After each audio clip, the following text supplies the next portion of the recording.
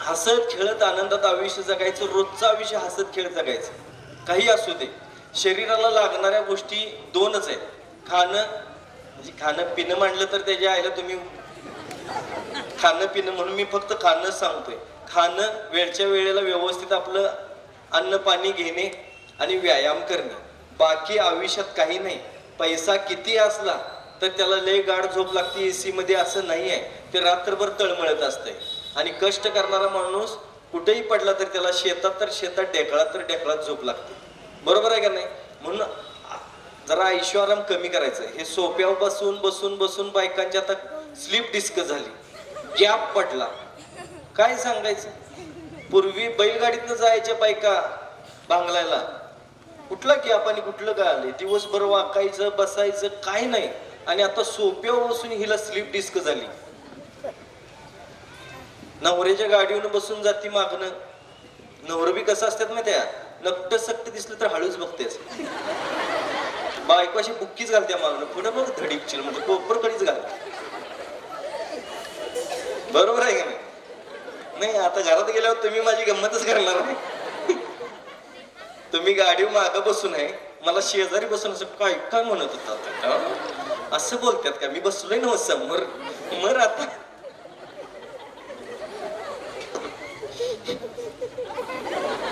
तुम्ही मला भांडी घासायला लावणार आहे आज.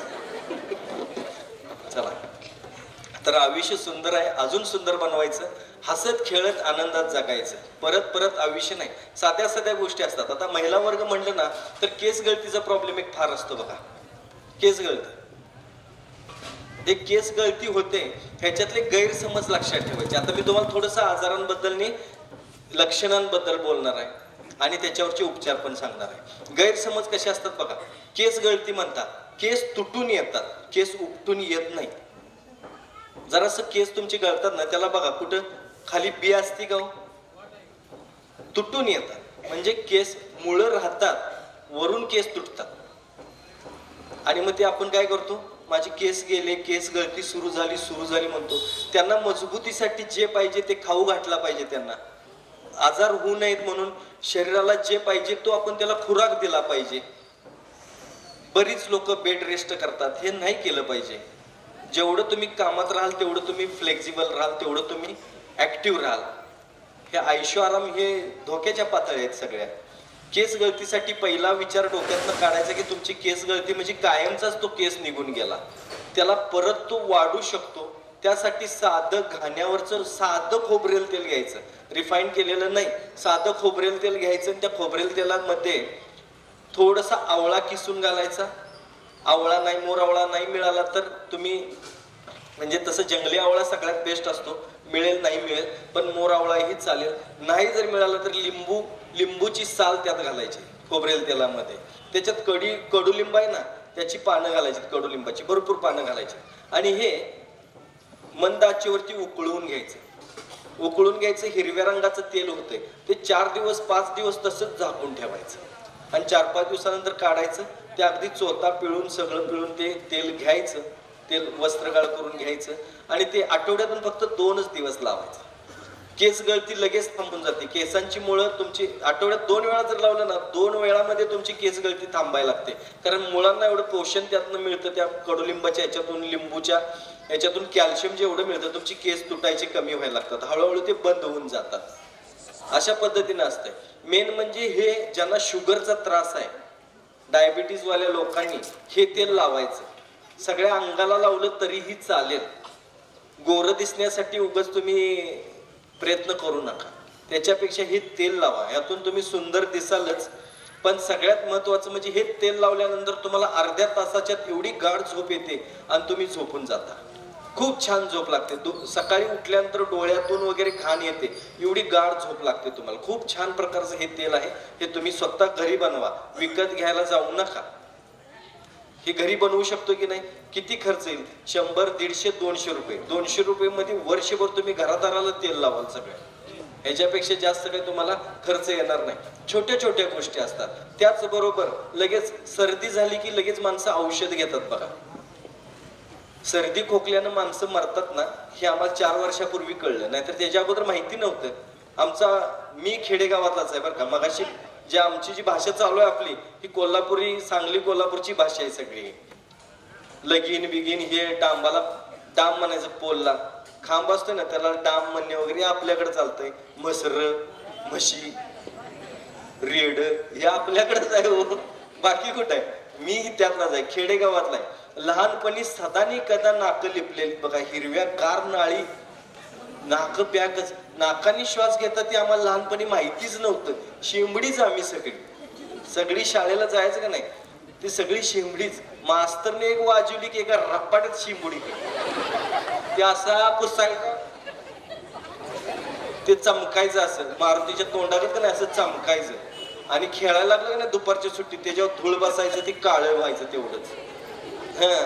अहो हे आमचं हे असं करून असा शेंबूड पुसून असं पुसून हे सगळं काळच किंवा काळच असायचं. आठवड्यात नाही एकदाच आंघोळ, शनिवारी दप्तर दारातनं घरात फेकायचं आणि आई मी आंघोळीला जातो म्हणायचं. आणि ते वाटाणं भिजत घातलंय बाऊलमध्ये, वाटीत कसं वाटाणं भिजत घालतात तसं पोरं भिजत घातलेली असायची ते बघा. शनिवारी एवढी पोरं त्या विहिरीवर आंघोळीला. आणि चुकून माकून त्या विहिरीचा मालक छप्पी घेऊन आला, बिना कपड्याची सगळी पाळायची तर्राट. ही परिस्थिती हे आम्ही जगलोय. मामाच्या गावाला जाताना आई चालत चालत इथंच आहे म्हणायची, चालत चालत 10 किलोमीटर न्यायचे. तिथं जायचं तुम्ही शिंबूड पातळ झालेला असायचा. मग आमची आई म्हणायची शिंबूड काढ खारकट शिंकरायचं आणि बरोबर मामाच्या दारातच टाकायचं. उरल्याला चौकटीला पुसायचं मामाच्या आणि मग घरात. आणि त्याच हातानं जेवायचं. आईनं मीठ घातलंय का नाही जेवणात काही कळायचं नाही. काय सांगायचं. मास्तर नसलं की आम्ही असं हे होठ पुसायचं आणि नाकातला शिंबूड असा बाहेर काढत असायचं. आम्ही असं खेळायचं. आणि ते असं होटावून येताना असं एवढं भारी वाटायचं, गुदगुदी करत यायचं. बरोबर टोकाला येऊन पडणार आहे त्यात फारकन वाटायचं. आणि वडल्याला सगळं डायरेक्ट. ही परिस्थिती होती. असं आम्ही आयुष्य जगलोय. म्हशी घेऊन जायचं, म्हशी पण त्यातलंच नाही आम्ही पण त्यातलंच पाणी प्यायचं. आंघोळ करायला त्यांच्या बरोबरच, म्हशी बरोबरच आंघोळ करायला. तर ह्या आयुष्य आम्ही जगलोय. आम्ही खेडेगावातलं अजून खणखणीत आहे म्हणून. तर सर्दी खोकल्यानं माणसं मरतात हे मला 4 वर्षापूर्वी कळलं. लहानपणी माहिती असतं तर आम्ही तेव्हाच गचकलो असतो कदाचित, आज इथं नसतो. आणि मला वाटतंय आपण खेडेगावातली माणसं आपल्याला हे सगळे अनुभव असावेत बहुतेक. तर सर्दी झाल्याबरोबर लगेच कुठलंही औषध घ्यायचं नाही. सर्दी झाली 3 दिवस जे काय आहे काढून टाकायचं. नाहीतर काय होतंय, औषध घेतलं, एखादी गोळी घेतली, काही जरी घेतलं तर ती सर्दी काय होते, घट्ट होते आणि इथंच आळून राहते. मग तो डोळे जड होणे, डोकं दुखणे, मान अवघडणे ह्या गोष्टी सुरू होतात. नंतर ते एवढं त्रास द्यायला लागतं की नसा ब्लॉक करायला लागतं. मग दिसायला कमी येणे, ऐकायला कमी येणे पुढच्या आयुष्यात, हे बऱ्याच लोकांना व्हायला लागतं. म्हणून विनंती करतो, लगेच औषध घ्यायचं नाही. 3 दिवस हे करायचं. 3 दिवसानंतर जोंधळ्याचं पीठ विस्तवावरती टाकायचं, चादर कांबरून बसायचं. ही आपली जुनी पद्धत आहे. जात होती का नाही सर्दी त्यावेळेस, लगेच जायचं. अगदीच काय वाटलं तुम्हाला, हे जर होत नसेल, बरेच लोक म्हणतात घुटमळल्यासारखं होते. गुळ आणि सुंठ माहिती आहे ना, गुळ आणि सुंठ समप्रमाणात उगाळायची. वाळलेलं सुकलेलं आलं, वाळलेलं आलं, सुकलेलं आलं, ते काय करायचं, किसायचं.